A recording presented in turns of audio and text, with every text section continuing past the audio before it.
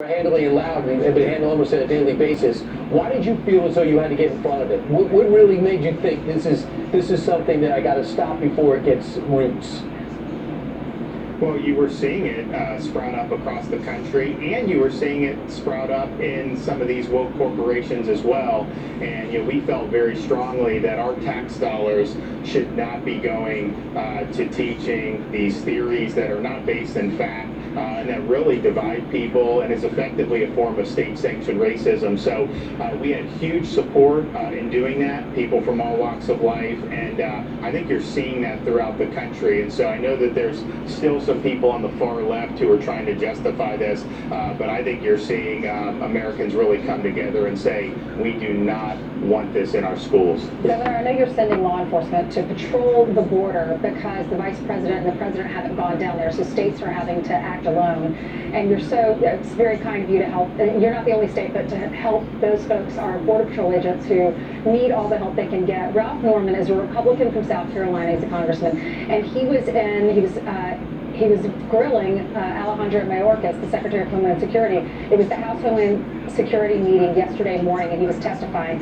And he was asking him, why isn't the vice president going down there? Listen to this. I was reclaiming my time. You made the statement that my question was unfair.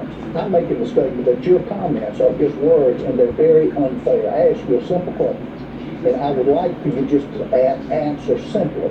Does it make sense for the leaders of the free world to go to talk to and see what's going on at the border? I am the Secretary of Homeland Security, and it is my responsibility to manage the border at the direction of the president and the vice president, and I have visited the border on multiple occasions. The vice president served as the Attorney General of a border state of California, and she is quite familiar with the situation on the border. She's laughing at her. So your officers, Governor, are going to go to the border before the vice president, who is basically the border czar.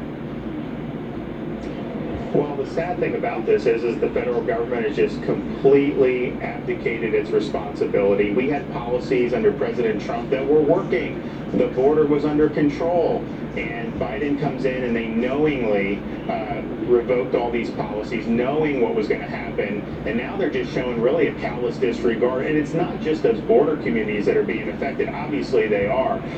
One of the things we're dealing with in places, particularly some of our rural counties, is the meth. And it's all coming from across the southern border. The cartels are absolutely eating Biden and Harris's lunch.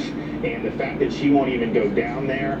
But look, what Greg Abbott's doing, Doug Ducey, they're stepping up and filling a void where the federal government has left this lack of leadership. And so when they asked for support, I felt it was the right thing to do, that Florida would be there to help them out. They've helped us out in the past when we've had emergencies and natural disasters. But the idea that we're even having to do this is really a sad commentary on the lack of federal leadership we're seeing. And the Attorney General of the great state of Florida supports you in this move, and she pointed out yesterday 21 Floridians die every day because of opioids, and that's why it's a crisis, and we need to stop them from coming into the country. Governor, you've been in Washington, you're there in Florida, in Tallahassee. Explain the politics, if you would. This has been your business for a while. Explain the politics on how somebody at the White House thought it was a good idea to put her in charge of this and not have her go and see it with her own two eyes. I think that they realize it's a disaster, and I think they think if she goes, it's just going to highlight it even more. But I'll tell you, not showing up, not taking decisive action is ultimately, it's the bad policy response. Ultimately, politically, it's not going to work. I mean, people are fed up with this. They want to see action. This is the federal government's responsibility, and you have all of us in the states now having to step up and do their job for them. Just want to point this out. When you were in Congress, then Senator Kamala Harris went to Homestead to point out that there were kids coming across the border being placed in facilities like this, and she was concerned about their condition. What happened to that concern? It's amazing how things seem to change based on where they're sitting, but of course they were just using that to try to attack Donald Trump. That was the only reason they were doing it. That's why they've done these policies, because they think Trump is bad. If he did it, it must be bad. They've got to do the opposite. That's not good leadership. I mean, good leadership is doing what's best for the country, and obviously she is failing in that regard, and so is the president. I know you just recently signed a bill to give police dogs priority medical help. Tell us more about this. Well, we're actually, you guys are getting the preview, because I'm going to transition out of this interview, do the press conference. We're here at the St. Johns County Sheriff's Office. We'll be signing the bill probably in the next 30 minutes. And yeah, we will. And what it does is we have these canines that are on the front lines protecting us. They perform valuable functions, and yet under Florida law, if they're injured in the line of duty, they could not be transported by EMT personnel like an officer would be able to.